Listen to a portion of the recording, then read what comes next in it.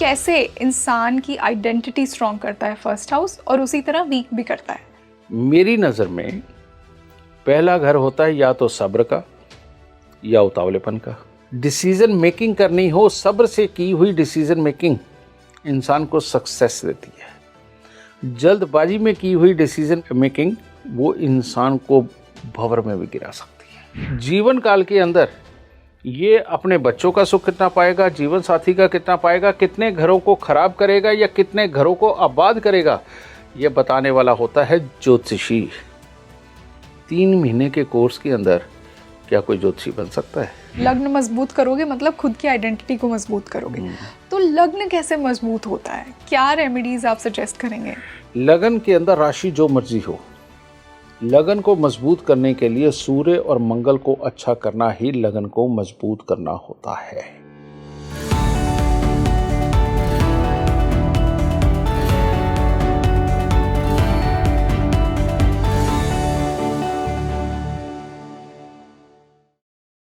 ज्योतिष को eyes of the Vedas कहा गया है। वो ज्योति जो हमारी आत्मा का मार्गदर्शन करती है अगर उसे सही से समझा जाए। स्वागत है आप सभी का एक बार फिर से इंडिया के बेस्ट पॉडकास्ट स्पीकिंग ट्री पर। मैं हूं आपके साथ रंगोली शर्मा। और दोस्तों, आज का ये डिस्कशन बहुत ही खास होने वाला है क्योंकि आज हम ज्योतिष को उसकी ट्रू एसेंस में समझेंगे। सही से ज्योतिष को कैसे प्रैक्टिस किया जाता है, एक अच्छा ज्योतिष होता कौन है, पहले घर की सिग्निफिकेंस। पहला घर वो है जो आपकी आइडेंटिटी है।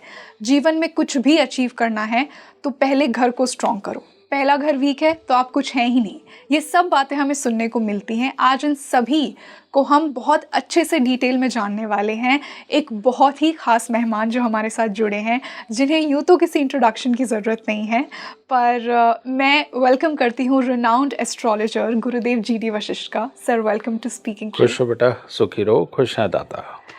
तो दोस्तों, आज हम फर्स्ट हाउस की सिग्निफिकेंस को डिस्कस करेंगे। उससे पहले हम ट्रू ज्योतिष क्या है, कैसे ज्योतिष प्रैक्टिस करनी चाहिए, ये डिस्कस करेंगे और फिर कुछ रेमेडीज के साथ इस पॉडकास्ट को ख़त्म करेंगे। तो गुरुदेव, मैं स्टार्ट करना चाहूँगी इस पॉडकास्ट की।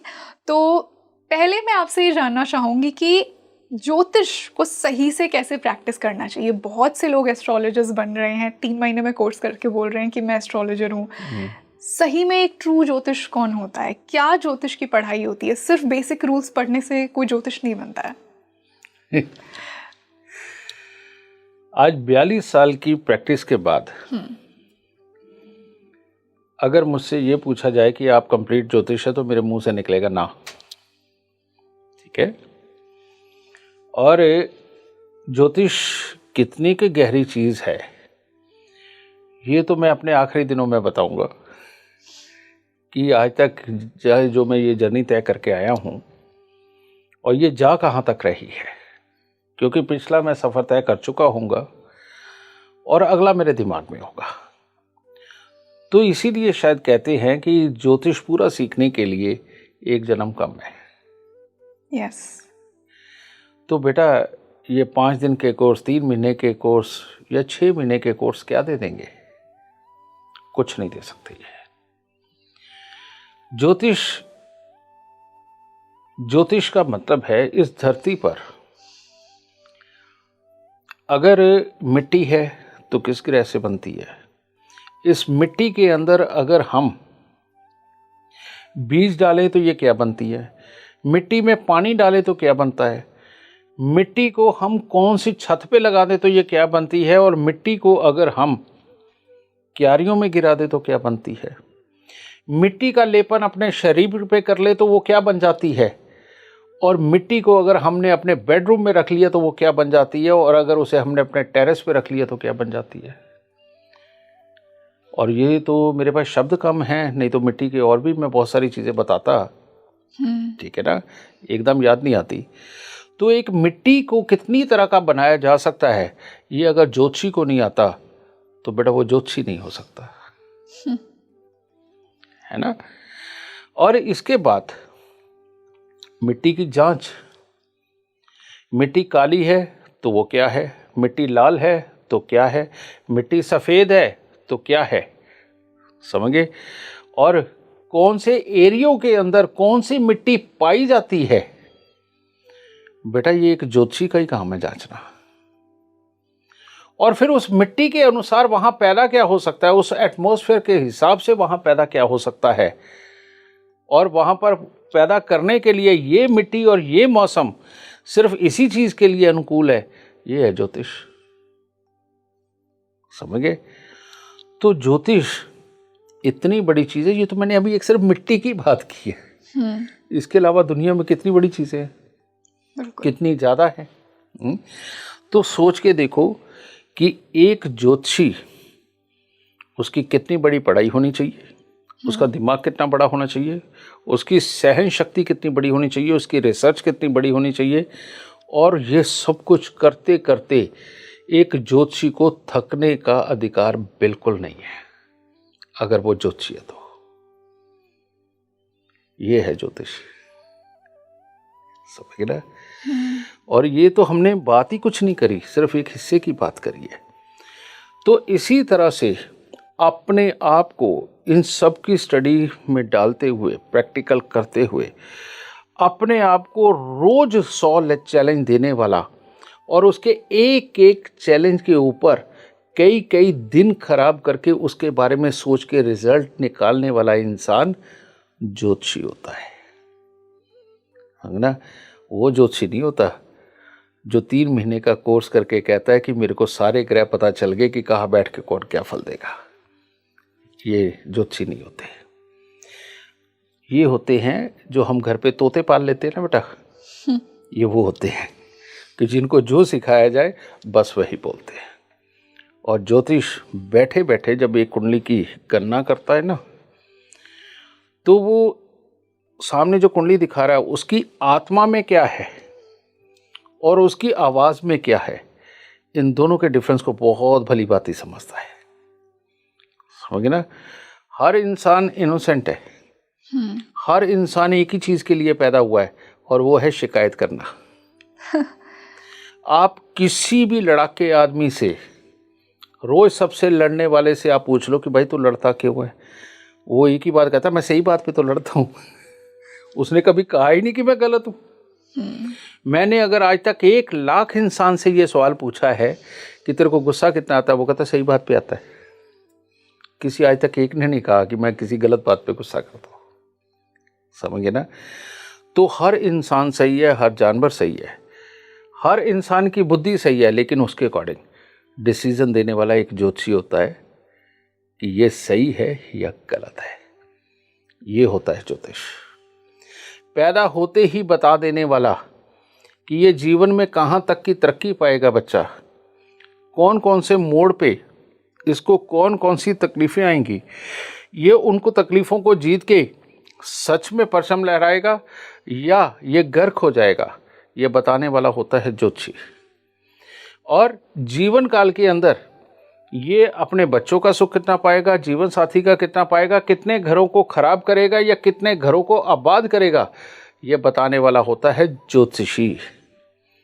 3 महीने के कोर्स के अंदर क्या कोई ज्योतिषी बन सकता है?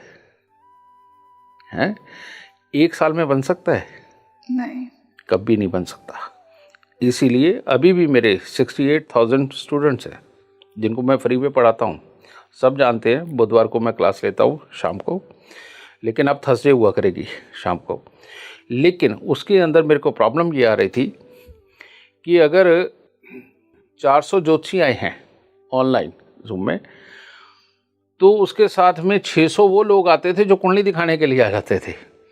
तो इसीलिए अब मैं क्लासेस फिर शुरू कर रहा हूँ। ये 24 अप्रैल को पहली क्लास हो रही है, और ये क्लास में अगर आप आना चाहते हो तो आप मेरे कॉल सेंटर में कॉल करिए 9999990522 पे।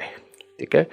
ये करके उनको अलग से जो एस्ट्रोलॉजी वाकई में सीखना चाहते हैं उन लोगों के लिए ये नंबर है, वो वहाँ पर नंबर करके बेटा क्लास में आ सकते हैं। उनको पर्सनली आईडी भेजी जाएगी। ठीक है? और ये क्लास मैं अगले 10 साल के लिए शुरू करने लगा हूँ। 10 साल के लिए इसीलिए कि इसमें से वाकई सच में लोग ज्योतिषी बन के निकले। वो बात अलग है, कमाई के काबिल वो पहले 6 महीने में हो जाएंगे कि लोगों को बता कर के 6 महीने में कमाना शुरू कर देंगे।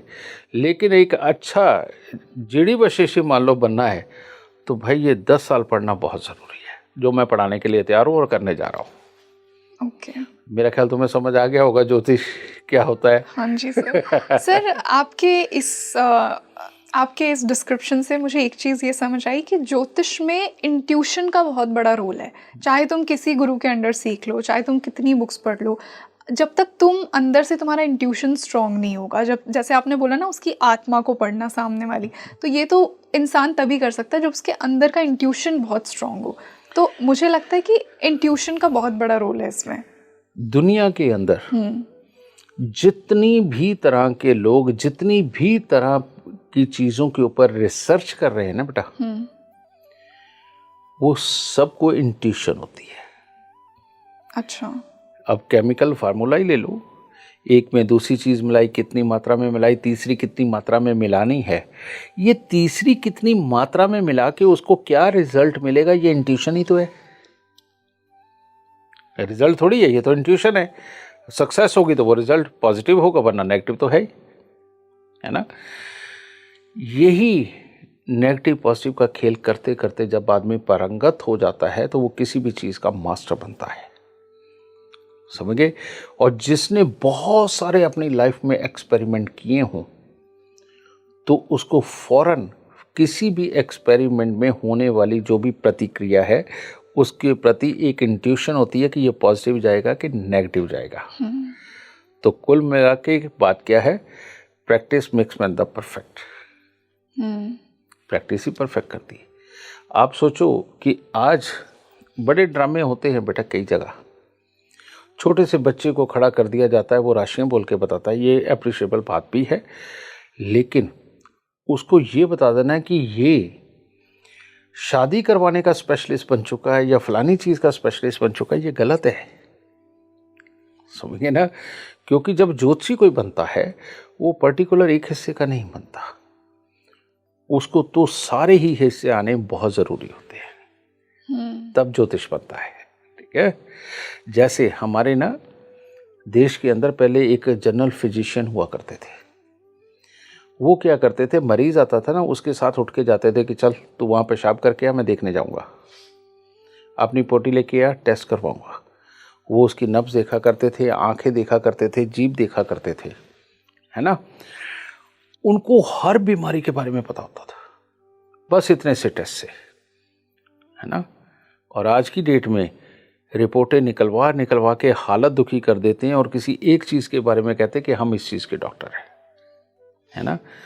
तो बेटा इसी प्रकार से जो एक ज्योतिषी है वो जनरल फिजिशियन होता है, जिसको सब कुछ पता होता है और जिसको ये पता होता है कि इसकी आंखें क्या बोल रही है, ज़ुबान क्या बोल रही है, इसकी नसों का खून धड़कन क्या बोल रही है, इसकी स्किन क्या बोल रही है, इसके बाल क्या बोल रहे हैं, उससे उसकी बीमारियों का अंदाज़ा लगा के जैसे वो दवाई देता था, ऐसे ही एक अच्छा ज्योतिषी पहले तो बैठते ही पूरे स्ट्रक्चर को पढ़ लेता है, फिर उसके अनुसार उसके जीवन में क्या क्या घटित होना है वो देखता है, फिर उसकी नब्ज, अब ज्योतिषी के पास नब्ज के रूप में क्या है, जन्म कुंडली। एक बार जन्म कुंडली देख ली तो उसका सारा जीवन समझ आ जाता है कि क्या है, किस लिए है, कहाँ तक पाएगा, कहाँ तक जाएगा और क्या करके इसकी जीवन की बीमारियों को ठीक किया जा सकता है, ये एक अच्छा ज्योतिषी जानता है।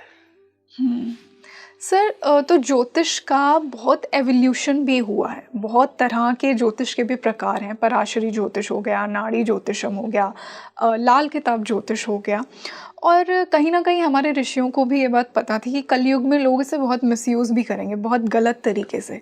तो ये जो एवोल्यूशन हुआ है टाइम के साथ, इसके बारे में आपका क्या कहना है? इसके बारे में मैं सिर्फ एक ही शब्द कहना चाहता हूँ कि आज भी लोग ज्योतिषी ढूंढ रहे हैं। यस।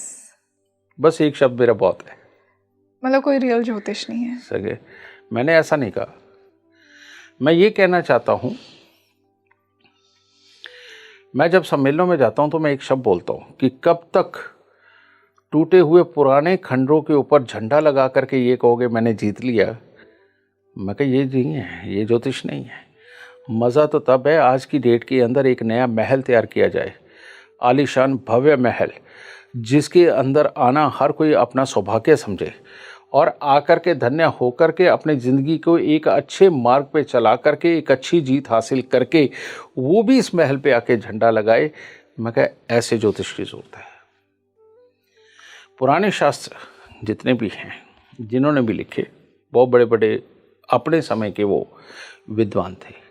मैंने कहा अपने समय के, लेकिन उन्होंने जितना लिखा, आज की डेट के अंदर यहाँ के जितने टॉप मास्टर हैं ज्योतिष के, वो मेरे को 2 कुंडलियां प्रेडिक्ट करते हैं। सिर्फ 2 कुंडलियां नहीं होती। क्यों नहीं होती? कारण ये है, उन्होंने अपने स्तर तक जितनी खोज करी, वो जमाना और था, तब के माहौल और थे, उसके अनुसार जितना वो सोच सकते थे, जिस हद तक जाके सोच सकते थे, उसकी प्रेडिक्शन उन्होंने डाली हैं। आज के ज़माने के हिसाब से प्रेडिक्शन कौन सी है? और ज्योतिषी वही प्रेडिक्शनें पढ़ के विद्वान बन रहे हैं। कैसे हो सकता है? कैसे हो सकता है? समझे ना? मेन बात एक है, उन पुरानी प्रेडिक्शनों को पहले आज के ज़माने के अनुसार ढालना बहुत ज़रूरी है। ये पहली बात समझे। तब किन रिवाजों को लेके क्या होता था, आज के वो रिवाज बदल के क्या हो चुके हैं, उनके ऊपर आना पड़ेगा। समझे ना? और तब इस ज्योतिष को संपूर्ण करने का काम करना पड़ेगा। लेकिन एक बात और भी है, अब जो पढ़ा गए, वो जो लिख गए, उसके ऊपर बिल्कुल अटक गए हैं लोग कि यही ज्योतिष है। अब वो बेचारे स्वर्गों में बैठे हुए रो रहे हैं कि हमारी नालायक औलादे, इन्होंने हमारे बाद एक अक्षर नहीं लिखा, और ये अपने आप को ज्योतिषी कहलाते हैं। समझे? अरे वो ज्योतिषी रहे हैं, बहुत विद्वान रहे, उन्होंने अपनी जीवन काल पूरा दे करके यहाँ तक लेके आए। इसके आगे उनके घर पे नालायक औलादे पैदा हो गई, कुछ नहीं लिख रही, बस पढ़ी जा रही है। जो पुराना लिखा है उसी को पढ़ रहे हैं। तो बस मैंने इस लकीर को तोड़ के उसके आगे बहुत कुछ बनाया, बहुत कुछ लिखा। यही कारण है कि मैं जीडी वशिष्ठ बन गया, वो पता नहीं क्या बने। ये फर्क है। ये ज्योतिष है रचे, और ज्योतिष का मतलब एक ही है, काल समय और स्थिति के अनुसार बदलते जाना। बिल्कुल। समझे? और इतनी देर में इतने ग्रह कहाँ कहाँ से आए, किन किन राशियों में से होके कहाँ कहाँ चले गए, कितने योग बना के चले गए, इतने के बीच में तो कुछ भी नहीं लिखा गया। अभी शुरू कर दो, अभी शुरू कर दो, तब ज्योतिष आगे बढ़ेगा। और इसमें मैंने ये पहल की है, देखते हैं कहाँ तक जाते हैं। बिल्कुल सर। तो इसी से अब हम फर्स्ट हाउस पे मूव करना चाहेंगे। दोस्तों, कहा जाता है कि फर्स्ट हाउस आपकी आइडेंटिटी है। जीवन में कुछ बड़ा पाना है, फर्स्ट हाउस मतलब खुद को मजबूत करो। फर्स्ट हाउस खराब है तो लाइफ खराब है, बहुत लोग ये भी बोलते हैं। तो सर, मैं फर्स्ट हाउस की सिग्निफिकेंस को समझना चाहूँगी। फर्स्ट हाउस को हम बहुत बारीकियों के साथ समझना चाहेंगे आज, कि कैसे इंसान की आइडेंटिटी स्ट्रॉन्ग करता है फर्स्ट हाउस, और उसी तरह वीक भी करता है। पहला घर, तुम कुछ भी कहो, किताबों में कुछ भी लिखा हो, मेरी नज़र में पहला घर होता है या तो सब्र का या उतावलेपन का। ओके। अच्छा होगा तो सब्र वाला, और खराब होगा तो उतावलेपन का। तो मेरी नज़र में ये है, जो सब्र होता है वो इंसान को जिंदगी के अंदर सब कुछ देता है, और उतावलापन जो अपने पास भी होता है वो सब कुछ छीन लेता है। वाओ। डिसीजन मेकिंग करनी हो, सब्र से की हुई डिसीजन मेकिंग इंसान को सक्सेस देती है। जल्दबाजी में की हुई डिसीजन मेकिंग वो इंसान को भंवर में भी गिरा सकती है। तो मेरी नज़र में पहला घर सब्र का या उतावलेपन का है। अब इसके बाद आगे नेक्स्ट चलते हैं। पहला घर किसका है? लाल किताब के अनुसार देखें, सूर्य का और मंगल का। यही है। सूर्य से ये हमारी पूरी स्किन, जो जितना कुछ इसके अंदर, हमारी हड्डियाँ, हमारी वेन्स, हमारा खून, ये हमारे मिनरल्स, विटामिन्स, जो अंदर जितना भी तैर रहा है ना, जिसे हम पंच महाभूत बोलते हैं, ये सब इस सूर्य के अंदर रहते हैं। सूर्य पंच महाभूतों में नहीं आता, वो एक सितारा है। समझे? पंच महाभूत कौन है? मंगल, बुध, बृहस्पति, शुक्र, शनि, ये पंच महाभूत है। ये सूर्य के अंदर रहते हैं। अच्छा। ठीक है। इवन दूसरा सितारा चंद्रमा, वो भी सूर्य के अंडर रहता है। इसीलिए ज्योतिष का लेसन क्या है? सूर्य खराब तो चंद्रमा खराब है ना? सूर्य की दृष्टि अगर चंद्रमा को मिल रही हो तो इंसान, कामयाब इंसान, खाली सूखे कुएं भी धन से भर जाएंगे। ये ज्योतिष की प्रेडिक्शन है अगर सूर्य की दृष्टि चंद्रमा पे है। लेकिन अगर चंद्रमा की दृष्टि सूर्य पे है तो बाढ़ बन के बह जाएंगे। अच्छा। है ना? यानी अच्छा नहीं होता। अब तुम सूर्य के ऊपर पानी डालने की कोशिश करो, होगा क्या? सारा जलवाष्प हो जाएगा। यही होगा। तो यही, ये रियल में जो साइंस है उसी के अनुसार ज्योतिष है। ठीक है। अब ये सूर्य मंगल है पहले घर में। तो ऐसी अवस्था में क्या हुआ? पहला घर आपको काम करने की हिम्मत, ताकत ये देता है। सूर्य पहले घर की एक बात होती है कि उसे अपने पे बड़ा कॉन्फिडेंस होता है। सर, वो कॉन्फिडेंस ईगो में भी लोग बदल देते हैं बहुत जल्दी। नहीं, ऐसा बोलते हैं। कमजोर लोग उसको ईगो बोल देते हैं। एक अच्छा सूर्य आई थिंक कभी ईगो नहीं देगा। अच्छा सूर्य सेल्फ अश्योरेंस और कॉन्फिडेंस देगा। एग्जैक्टली। है ना? लेकिन जो कमजोर लोग होते हैं वो इनको ईगोस्टिक बताते हैं, क्योंकि उसी से बार बार कहना, तेरे को मूर्ख, इतनी बात नहीं समझ आती, इतना काम कर ले। समझ गया?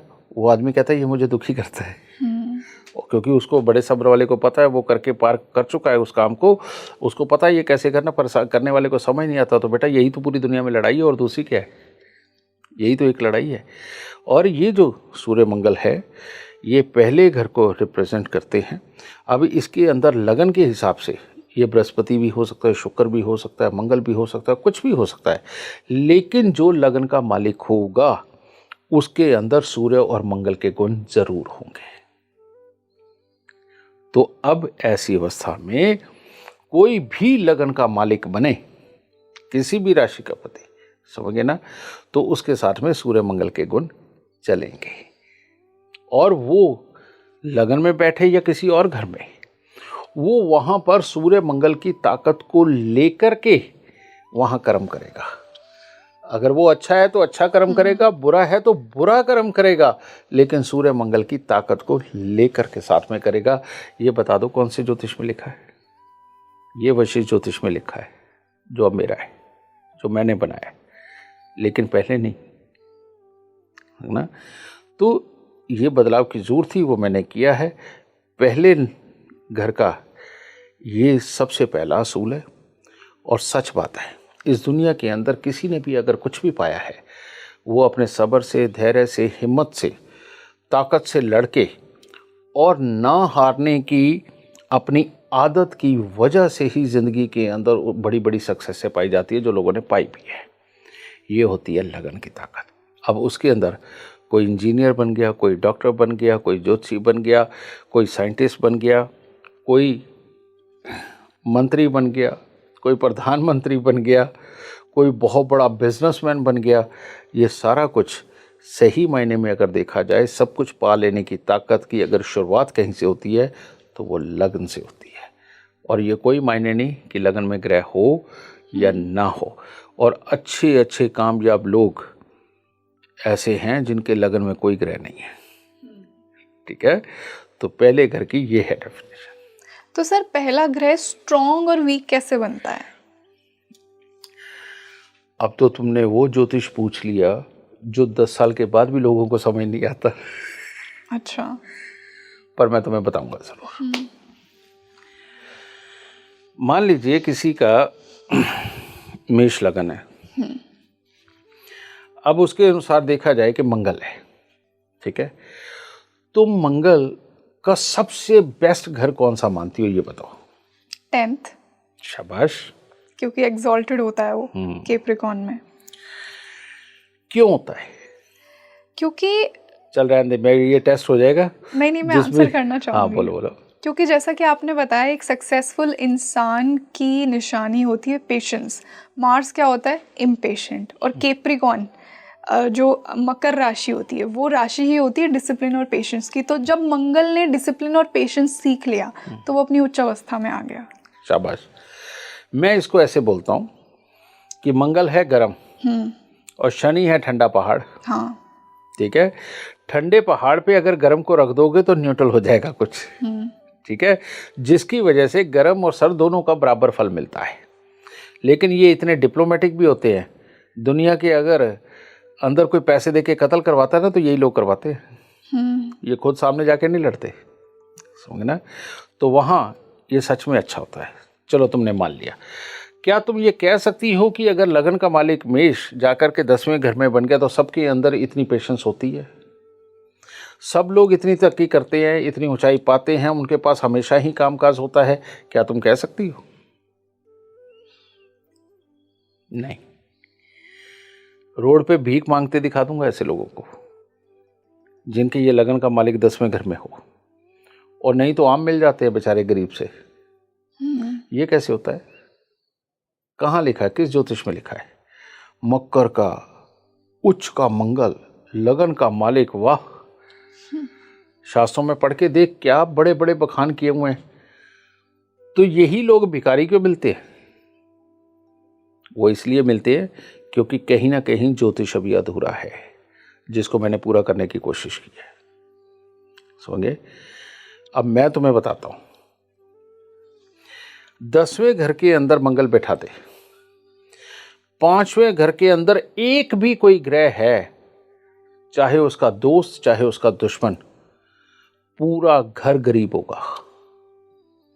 पिता का पूरा घर गरीब होगा, ना भाई उठे, ना बहन उठे, ना बाप उठे, ना खुद उठे। घर में कलेश और बीमारी आम होगी।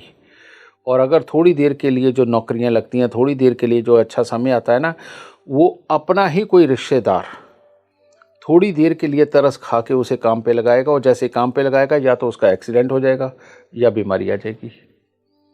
क्योंकि मंगल का काम शनि के साथ मिलके एक्सीडेंट का ही तो है, बीमारी का ही तो है। वो फिर गरीब का गरीब, वो वहां से उठेगा, फिर उसे दूसरा काम चाहिए, है ना। इन हालातों में तब्दील हो जाता है। ये कहाँ लिखा है ज्योतिष? अच्छा, कि 5वें में अगर मंगल का दोस्त बैठा हो, दोस्त हो या दुश्मन हो, मैटर नहीं। चलिए, तो एक हिस्सा हो गया। अब अगले हिस्से पे आ जाओ। 10वें घर के अंदर मंगल हो और तीसरे घर के अंदर कोई भी दोस्त या दुश्मन बैठा दो, मंगल की ताकत ही नहीं बची। वो कर क्या लेगा? क्यों ऐसा क्यों? क्योंकि तीसरा घर किसका है? करेज का, साहस का, मंगल और बुध का। ये तीसरा घर है। वहां पर अगर दोस्त भी बैठा है तो वो अगर बुध का दुश्मन हुआ तो प्लानिंग नहीं बनाने देगा। ओके। और मंगल का दुश्मन हुआ तो मंगल को कर्म नहीं करने देगा। समझ गए?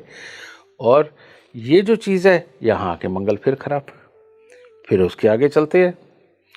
10वें घर के अंदर अगर मंगल बैठा है, 8वें घर के अंदर उसका दुश्मन ग्रह बैठ जाए, वो उसको मानसिकता ही इतनी घटिया दे देगा कि वो अपना कोई भी काम पूरी तरह से पूरा नहीं कर सकता।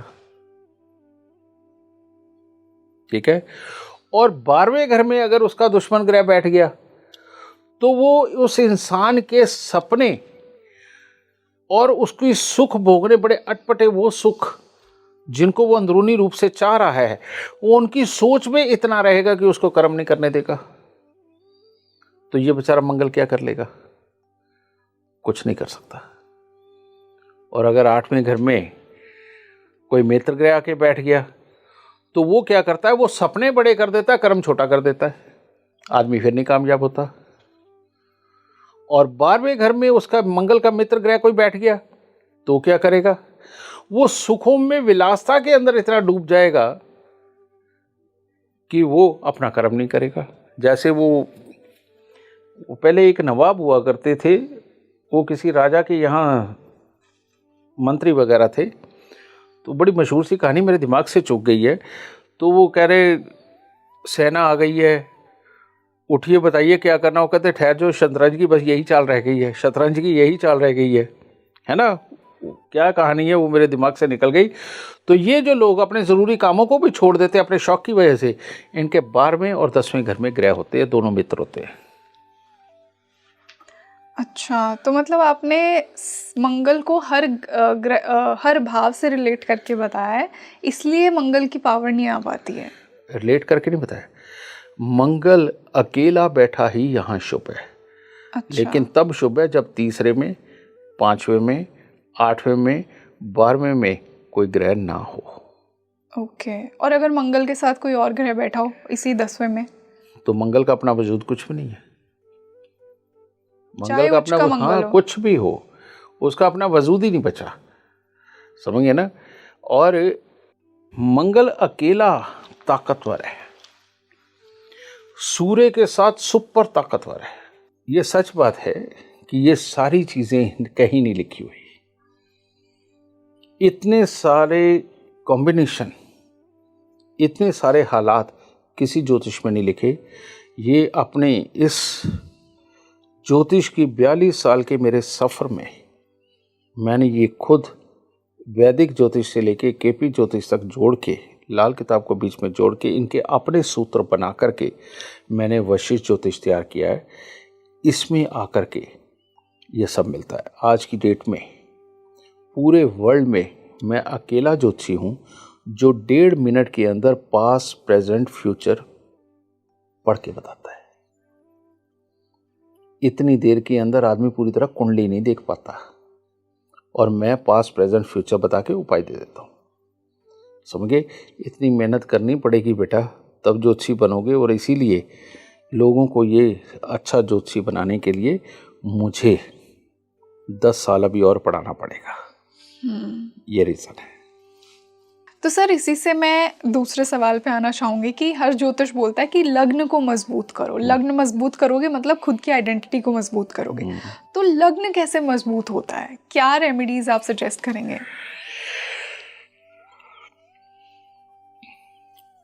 वृषभ तुला हो तो हीरा पहना देते हैं, स्फटिक पहना देते हैं,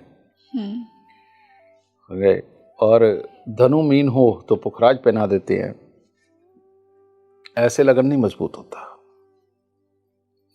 लगन को ऑलवेज मजबूत करने के लिए आपको सूर्य मंगल का ही उपाय चाहिए। वैसे ये किसी चैनल पे पहली बार मैं खुलासा करने जा रहा हूँ। अच्छा, ठीक है। पिछली बार भी ऐसा ही हुआ था जब इला ने शूट किया था, मैंने बहुत सारे नए खुलासे किए थे। लगन के अंदर राशि जो मर्जी हो, लगन को मजबूत करने के लिए सूर्य और मंगल को अच्छा करना ही लगन को मजबूत करना होता है, क्योंकि वो ही उसके कोर प्लैनेट्स हैं फर्स्ट भाव के। एग्जैक्टली। अंतरात्मा भी, बाहरी शरीर भी, ये दोनों सूर्य मंगल ही हैं लगन के। ठीक है। और ये तो घर आए मेहमान को संभाल के रख रहे हैं, बस राशि के हिसाब से ऐसे लगा लो। ठीक है। तो अब होगा क्या, यहां पर सूर्य को जल देना, सूर्य को प्रबल करना। लगन का मंगल बांटने में विश्वास करता है, तो जो लोग जितना मीठा बांटते हैं, भंडारों में मीठा बांटते हैं, हर रोज कुछ भी मीठा मंदिर ले जाकर के चढ़ा के परमात्मा को नमन करके प्रसाद के रूप में बांटते हैं, बेटा इनका मंगल मजबूत होता है। ओके। मजबूत करने के लिए मंगल, आपको ये रक्षा सूत्र अपनी बाजू पे बांधना होता है। उसका कारण क्या है, ये तो अब साइंस ने भी बता दिया कि यहीं पे हमारी वो नर्व है जो अचानक मौत देती है, जो बचा सकती है।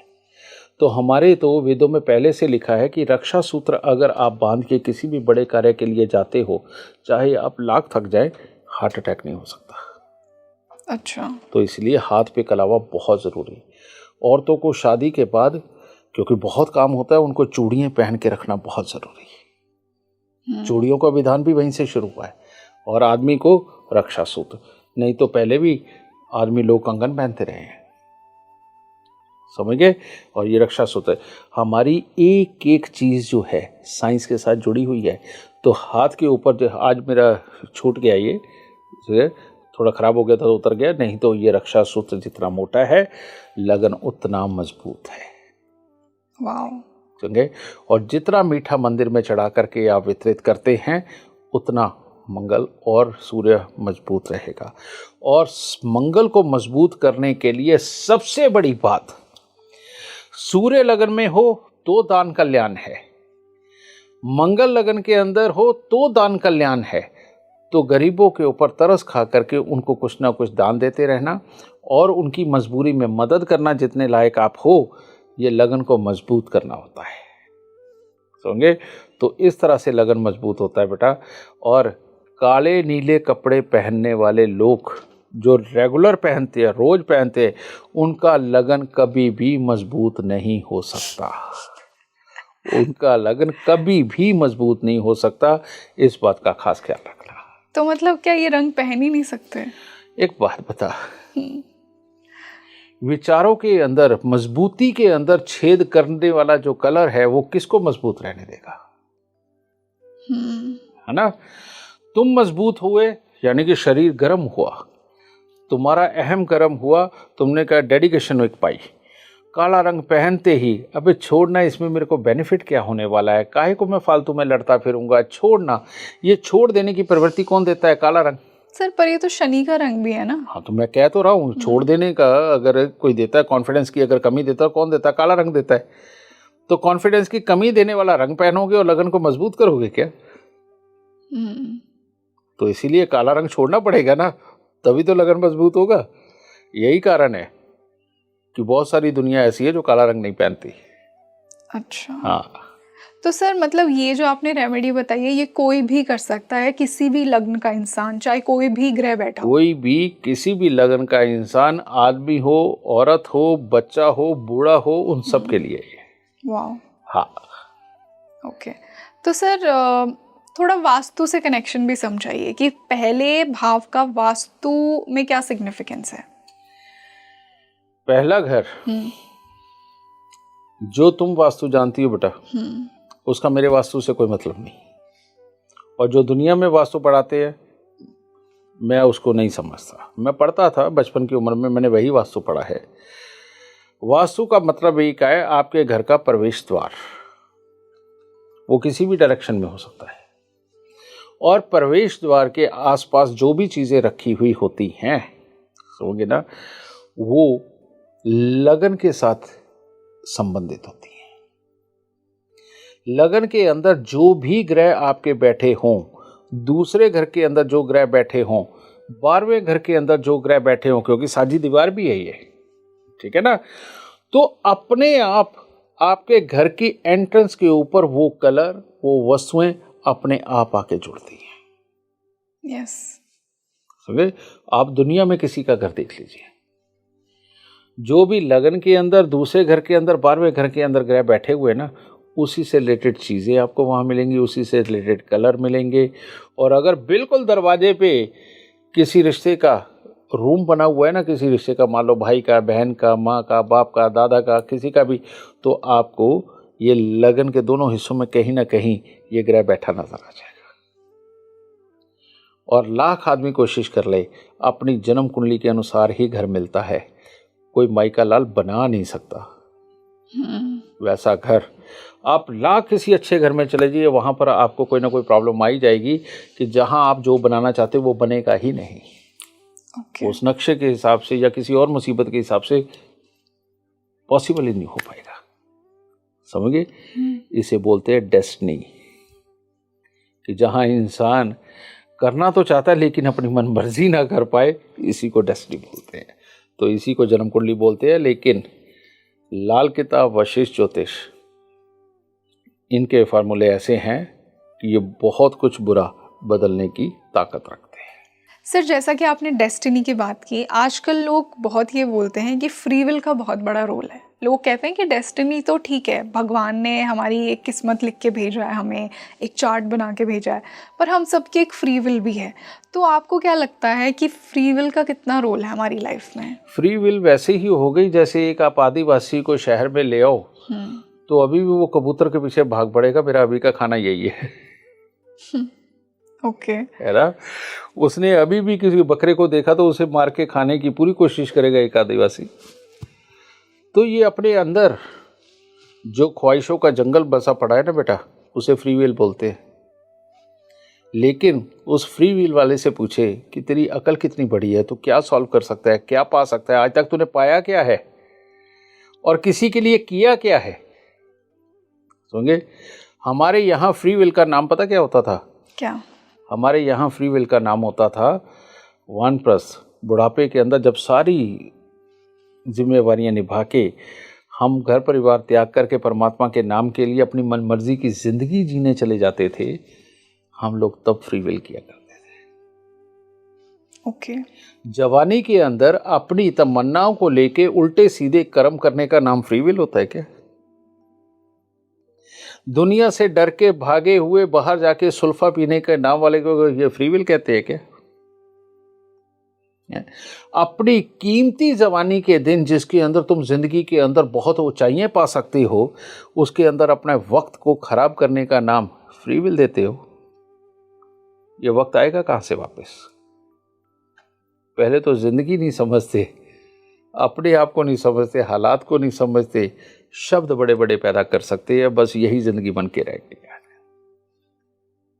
सर वही बात है कि जब हमारा जीवन और हमारी मृत्यु ही हमारे हाथ में नहीं है, तो उसके बीच में जो होगा वो हमारे हाथ में कैसे होगा? लोग फ्री विल पे सब ब्लेम कर देते हैं कि इन दोनों के बीच में जो होता है वो हमारे कंट्रोल में है। बेटा ज़रूरी थोड़ी अब बाल बढ़ाने पे, सुल्फा पीने पे ही हिप्पी आया करते थे। वो हो हर घर में बैठा हिप्पी, जो भी दिल का कमज़ोर है बस उसी को अपनी ज़िंदगी चाहिए। समझ गए? जो अपने माँ बाप को, भाई बहन को, पड़ोसी को, अपने कंपटीटर को फेस नहीं कर पाता ना बेटा, वो ऐसे शब्द करता है इस्तेमाल, उसको चाहिए ये सब कुछ। समझे? और नहीं तो कामयाब इंसानों को उनकी ज़िंदगी का 1 घंटा अगर बेकार चला जाए ना, उनके लिए उससे ख़राब चीज़ कोई नहीं होती। ये फ़र्क होता है। और वो उनके एम्प्लॉय विदेशों में जाते हैं, हर चीज़ को, हर मोमेंट को एंजॉय करते हैं, गाड़ी खरीदते हैं उसे एंजॉय करते हैं, छुट्टियां तो आए दिन करते हैं। मेरे को कामयाब मालिक दिखा दो कब उसकी छुट्टियां हुई हैं। और अगर वो परिवार के साथ गया है ना, उसकी जाना मजबूरी है, वरना वो कभी भी ना जाए। समझे? तो ज़िंदगी काम करने के लिए बनी है। अब लोग कहते हैं कि काम ही करते रहेंगे, एंजॉय कब करेंगे? एंजॉय मिल जाता है, आदमी निकालता अपने एंजॉय के लिए, कुछ घंटे निकालता है, 1 दिन निकालता है या 2 दिन निकालता, तीसरा दिन नहीं निकालता। एंजॉय चेंज इतना ही बहुत होता है। और बाकी थके हुए इंसान वालों के लिए वो साल भर आराम करता रहे तो बेटा कोई एंजॉय नहीं, तब भी वो दुखी होकर ही लौट के आएगा। तो इंसान का मतलब काम। इस दुनिया के अंदर जो पैदा हो गया, चाहे जानवर चाहे इंसान, बेटा वो आराम नहीं कर सकता। कर सकता है थोड़ी देर पेड़ के नीचे सुस्ता हो सकता है, लेकिन आराम की ज़िंदगी कभी नहीं जी सकता, चाहे कोई भी हो। तो सर जैसा कि आपने अब फ्री विल वाले लोगों की बात की, तो ये वही लोग हैं जो समय जब खराब होता है तो प्लैनेट्स को ब्लेम करते हैं। तो इनके लिए लाल किताब से कुछ रेमेडीज आप बता सकते हैं? तुम्हारे कहने का मतलब ये फ्री विल के नाम पे जो इन्होंने अपना समय खराब किया है उसको नहीं दोष देंगे, प्लैनेट्स को देंगे। बिल्कुल कि लेकिन यहाँ से ये बात है कि ये इतनी जल्दी थक क्यों गए? ये इन्हीं छोटी छोटी चीज़ों के अंदर खुशी के ढूंढने निकले, यानी कि कहीं ना कहीं विल में कमी है ना? इसके लिए हमारे शरीर के अंदर का ये जो 70% पानी वाला हिस्सा है, इसको कंट्रोल में रखना बहुत ज़रूरी है, क्योंकि इसी 70% पानी के अंदर हमारे विचार ट्रैवल करते हैं। जो सेंस आपको शरीर के किसी भी हिस्से पे आती है या सोच आती है, अगर मान लो यहाँ कोई छुट्टी करती है, वो हमारे दिमाग को पता चलती है। दिमाग में विचार आता है तो हमारे पाँव की उंगलियां उठती हैं, है ना? तो ये जो ऊपर से नीचे तक का, यानी ब्रह्मांड से लेकर धरती तक का जो पुल है, इसके बीच में है ये पानी जो हमारे शरीर के अंदर है। और ये पानी ही नीचे से ऊपर, ऊपर से नीचे करने का काम करता है। अब इसके अंदर कोई बाधा ना हो तो उसे विल पावर बोल देते, बाधा हो तो उसे कमजोर दिल का बोल देते हैं। समझिए ना? इस पानी को, और प्लस इस पानी के अंदर मिश्रित रेड सेल्स अपने, यानी मंगल, इन दोनों को जो भी इंसान अपने काबू में रखता है, वो दुनिया के अंदर पैसा कमा सकता है, वाहन पा सकता है, बड़ा आदमी बन सकता है, और ज़रूरत से ज़्यादा काम कर सकता है। और वो 8-10 घंटे की नौकरी में बंद के थकता नहीं, वो 18 घंटे भी काम कर सकता है 24 घंटे में से, और लग के काम कर सकता है, क्योंकि मंगल का काम है फोकस्ड, है ना, जिम्मेवारियों को पूरा करना। तो हमारे ऋषि मुनि इतने समझदार थे कि उन्होंने सोचा अगर ये बात किसी को भी बताएंगे तो वो तो इग्नोर मार देगा, वो कहेगा ले शरीर के अंदर के पानी को कंट्रोल करने के लिए ये क्या होता है, वो क्या होता है, ये ऐसा क्यों करे, वैसा क्यों करे। उन्होंने फिर एक चीज़ को नाम जोड़ दिया कि हमें अपने इष्ट का ख्याल रखना चाहिए, अपने इष्ट को रोज़ प्रणाम करना चाहिए, अपने इष्ट की शरण में जाना चाहिए, अपने इष्ट के साधना करनी चाहिए, लेकिन हर रोज भोग जरूर लगाना चाहिए अपने इष्ट को। हाँ, सुबह शाम आरती होती है ना, मंदिरों में जाते हैं ना। ठीक है, शहरों में माहौल कम है, लेकिन शहरों में भी बहुत है, गांव में तो हर वक्त भी रहा है। तो ये जो हम भोग लगाते हैं, क्या लगाते हैं, मिश्री, पतासे, मीठी फुलियाँ, मीठे मखाने, यही भोग लगाते हैं ना, है ना। तो अब वो जो फुलियाँ हैं, यानी कि वो पहले परमल होते हैं, उसके ऊपर जब चीनी चढ़ाते हैं तो वो मीठी फुलियाँ बन जाती है। तो ये क्या है, जो चावल यानी कि चंद्रमा, हमारे शरीर के अंदर का 70% पानी, उसके ऊपर चीनी मीठा चढ़ा हुआ, वो क्या है, मंगल। मिश्री चंद्रमंगल मिश्रित, या प्योर चंद्रमा भी तुम कह सकते हो। ये जब या तुम कोई मिठाई लेके जाओ, वो भी मंगल, उसमें दूध होगा तो मंगल, और अगर मान लो उसमें बेसन भी होगा तो बृहस्पति मंगल, है ना। बृहस्पति याददाश्त बढ़ाने के काम आता है, सहन शक्ति के वो भी काम आता है। तो ये चीजें जब हम मंदिर में जाके चढ़ाते हैं तो औरा मंडल में हमारे इन चीजों को लेकर के जो कमजोरी होती है उनमें बढ़ोतरी होती है, चंद्र और मंगल के या बृहस्पति के गुणों में। जब वहां पर चढ़ा करके हम स्वयं भी खाते हैं प्रसाद के रूप में और लोगों को भी बांटते हैं, उतनी देर हम चंद्र मंगल के प्रभाव में रहते हैं। अच्छा, ठीक है। और वहां खड़े होकर के आरती करना, किसी भी नई उम्र का बच्चा जो इन चीज़ों को नहीं मानता, जो शहरी माहौल में पड़ा, जो मंदिरों में कभी ज़्यादा नहीं गया, उसको पूरी एक आरती के अंदर खड़ा होना मुसीबत लगता है। हाँ, वो खड़ा नहीं हो सकता, वो बहाने ढूंढता वहां से भागने के।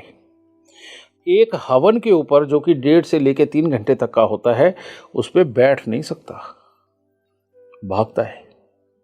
और ऐसा इंसान सिर्फ लकीर का फकीर होता है, जो लकीर का काम तो कर सकता है, जिंदगी में अपना करा हुआ कोई बड़ा काम नहीं कर सकता।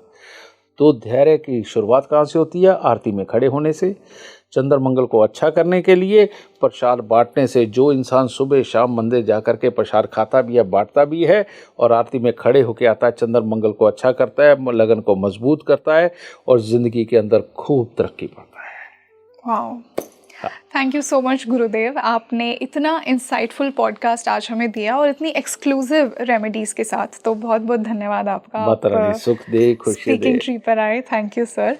तो मैं हमारे दर्शकों से पूछना चाहूँगी, उन्हें आज का ये पॉडकास्ट कैसा लगा, आपकी क्या क्वेरीज हैं लाल किताब को लेकर, ज्योतिष को लेकर, अपने चार्ट को लेकर, हमें कॉमेंट सेक्शन में ज़रूर बताइए। इस पॉडकास्ट को ज़्यादा से ज़्यादा शेयर कीजिए, और मिलते हैं फिर से एक और बेहतरीन पॉडकास्ट के साथ। मैं हूँ आपकी होस्ट रंगोली। नमस्ते।